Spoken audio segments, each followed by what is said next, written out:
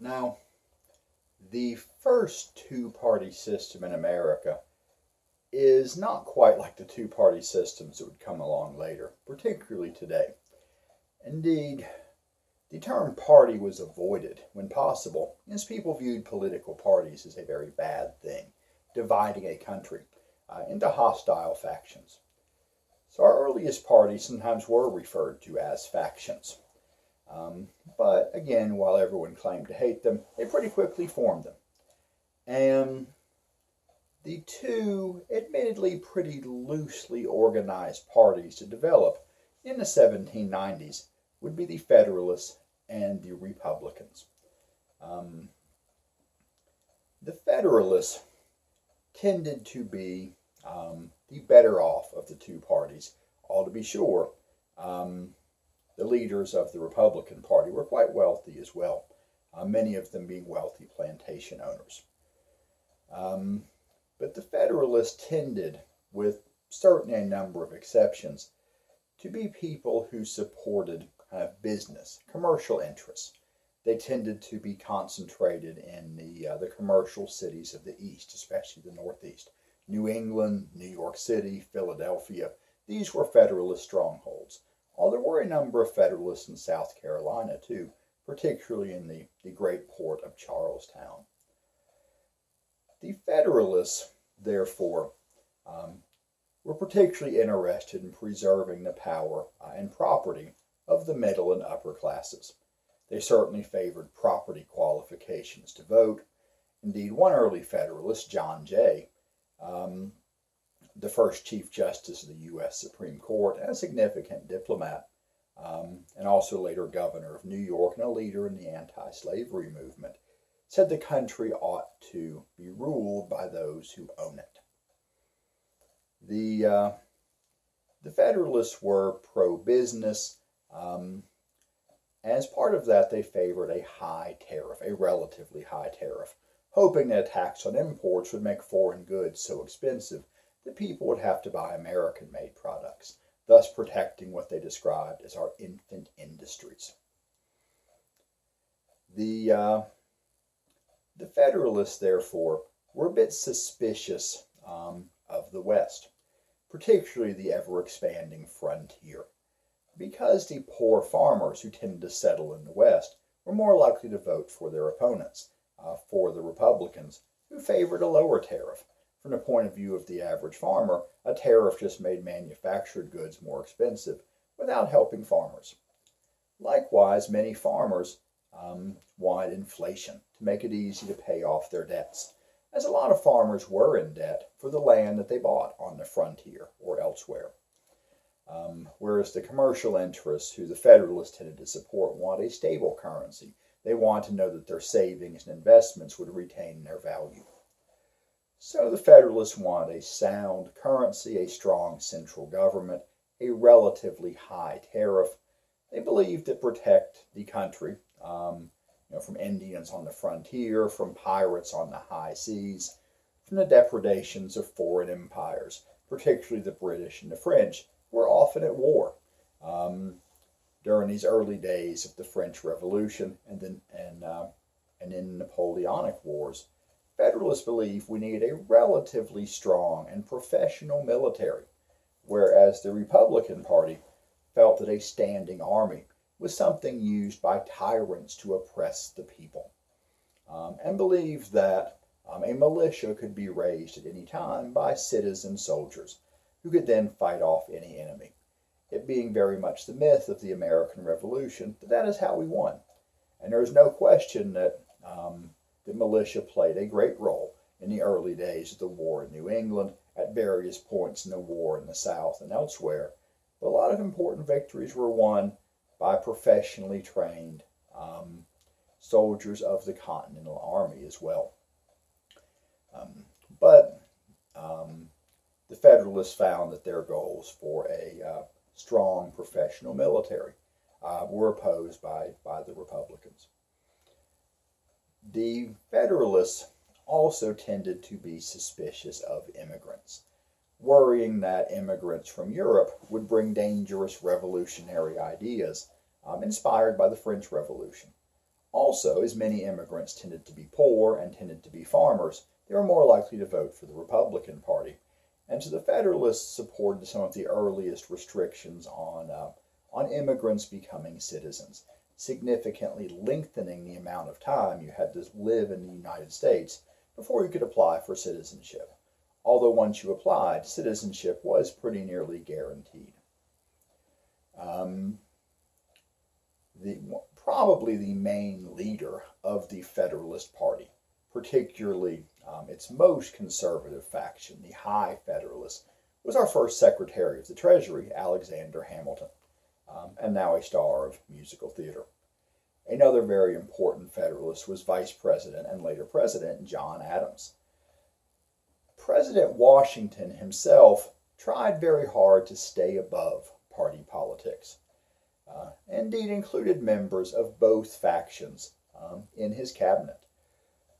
But eventually, in his second term, he really felt forced to choose a side and ultimately decided if he had to pick, he was a Federalist, which then meant that some of the great revolutionary generation, like his own Secretary of State, Thomas Jefferson, turned against him, although Thomas Jefferson was always very careful to keep people from seeing his own animosity towards Washington at this point, or at least towards his policies. The Republicans, led by Thomas Jefferson and James Madison in particular, tended to be the more rural party. Many of their members were, like Jefferson and Madison, wealthy plantation owners, but there were also many small and medium-sized farmers as well. And many of them viewed business, manufacturing, commerce, as kind of undemocratic, as people making money off the labor of others. Many felt that only a farmer, an economically independent farmer, with enough land to support himself and his family, could truly be an independent, virtuous citizen of a republic. And so they favored rural agricultural interests. They often supported inflation, at least more so than the Federalists did. They supported easy and cheap access to Western land. They want a low tariff. They want manufactured goods cheap because whether you're a large plantation owner or a small farmer on the frontier, expensive manufactured goods did you no good. Indeed, from Jefferson's point of view, America should become an empire of liberty, populated by independent yeoman farmers. So there is no need to support our infant industries. Manufactured goods were largely unnecessary luxuries that we could live without or trade our agricultural produce for without the corrupting influence of business in American society. And the Republicans welcomed immigrants, both from a desire to be more open and to welcome refugees from the wars in Europe, again because immigrants often became small farmers who would vote Republican. In terms of foreign policy, the Republicans favored the French Republic. They were deeply excited about the French Revolution, which they saw correctly as being inspired by America's Revolution. Although as the French Revolution became more radical, some began to question, say, the reign of terror and the rivers of blood shed by la guillotine. And of course, once the great General Napoleon made himself a dictator and ultimately emperor, that turned off the Republicans somewhat. The Federalists, of course, in their foreign policy tended to be pro-British. Sure, we had a revolution, but that was over with. And the British were important trading partners with a stable, sensible government, unlike the dangerous revolutionary government of France. The Republicans, I should point out, while they called themselves Republicans because they supported a republic in America, and a republic in France too, they are often remembered as Democratic Republicans, although they were very careful to avoid the term democratic because that was seen as too radical, too dangerous at the time.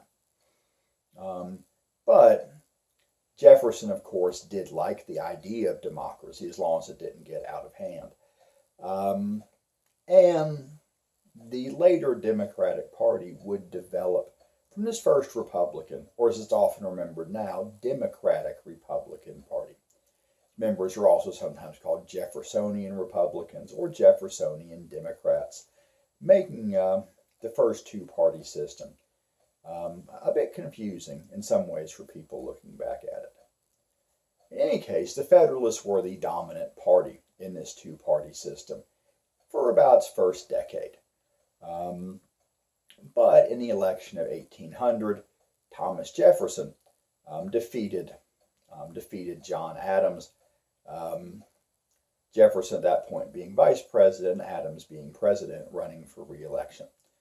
The vice presidency at that point, before the 12th Amendment was ratified, going to the man who got the second most votes in the Electoral College. So if things worked this way today, Hillary Clinton would be Donald Trump's vice president, which I'm sure would be a lot of fun for everyone. But as more people came into the country, and as foreign policy continued to make politics difficult in the United States, as we had to find some way to deal with both Britain and France, both of whom threatened our trade, the Federalists were defeated electorally in 1800, although they retained power in the Senate for a little while afterwards.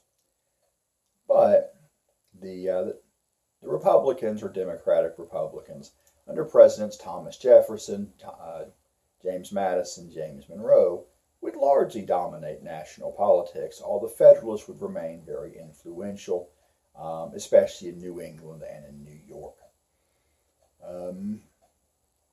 The Republicans' support for frontier farmers included support for expansion, which would mean fighting with American Indians and fighting with the British, whom the Republicans still resented for taxation without representation and all the offenses against our liberties which had led to the Declaration of Independence.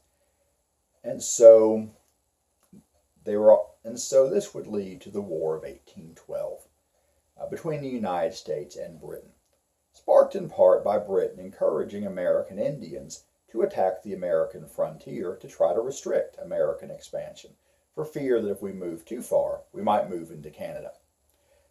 Likewise, during the Napoleonic Wars, Britain interfered with American trade with France, and often stopped American ships and seized sailors off them to impress or draft into the British Navy, on the grounds that if you had been born a British subject, you were always a British subject, and thus subject to impressment. All, of course, without birth certificates or anything else, it could be pretty hard to prove where someone was really born. And, of course, many British subjects moved to America and legally became American citizens. And so many American citizens were forced into the British Navy, either because they had been originally born in Britain and thus the British still claimed them, or because the British simply kidnapped people born naturally in America. And so Americans were deeply angry about this. And the truth was, many Westerners, or many frontier people, did want Canada, and even believed the Canadians would welcome Americans as liberators, forgetting that many English-speaking Canadians were actually Americans who'd moved there after the Revolutionary War because they had favored the king. Furthermore, many French-speaking Canadians did not trust the United States because there was a fear that American rule would be anti-Catholic rule. But the War of 1812 again broke out officially in 1812, but with significant fighting in 1811 and tension leading up to it for many years before that. The United States repeatedly invaded Canada, and every case was defeated, usually pretty embarrassingly. The United States did win several important victories over the American Indians, but overall the war was largely a draw. We did burn Canada's capital. They burned ours. There were a number of important naval victories, most of them American victories, to everyone's surprise, both ours and theirs. America having at the time only a few frigates. Our best ships would have been considered fourth-rate ships in the British Navy. All those fourth-rate ships went, some of the best fourth-rate ships in the world.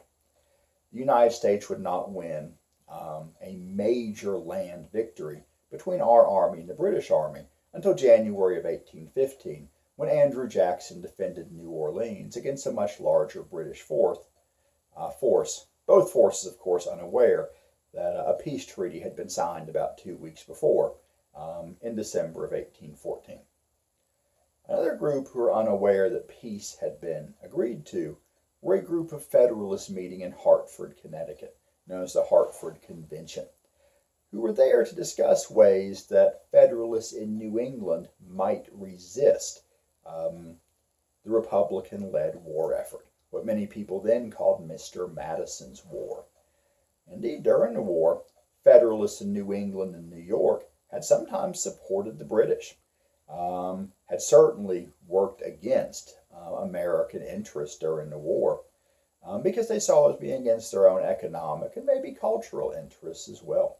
Smuggling between New England and Canada was significant. There was discussion on a few occasions in the early 1800s of New England and possibly New York breaking away from the United States, and this discussion came up during this Hartford Convention. It was supposed to be secret, but the possibility of New England's secession during the War of 1812 not only came up, but soon became publicly known, and the Federalist Party came to be seen as traitors. And pretty soon they would collapse. They would not, their last presidential campaign would be in 1816, and they would lose. And while they would run and sometimes win in races for local or state offices, they pretty much ceased to exist as a national party after the mid-18 teens. Indeed, when James Monroe ran for re-election in 1820, he was elected almost unanimously, with a single voter from New England, electoral voter, I should say, casting his vote not for Monroe, but for his Secretary of State, John Quincy Adams. There's a long-standing legend that this man cast his vote that way to maintain the tradition that only George Washington be elected unanimously. But in fact, he just did not think Monroe was that great a president and believed John Quincy Adams would be better. But fear not, John Quincy Adams will get his turn soon enough. Still, with one major political party largely fading away, the Republicans were obviously politically dominant, and so without major political competition, at least on the surface, the late 18-teens and the early 1820s, especially James Monroe's second term of 1821 to 25, is considered to be the era of good feelings, when for a time there really was no party politics in America, although behind the scenes there were still plenty of bad feelings, as people debated and argued and kind of positioned themselves for political leadership once James Monroe, the last of the Revolutionary generation, left the scene, as he would do after serving 2 terms. After all, 2 terms was good enough for George Washington, that was good enough for James Monroe, as it had been for James Madison and Thomas Jefferson before him. And as that era of good feelings came to a close, a second 2-party system would begin to develop.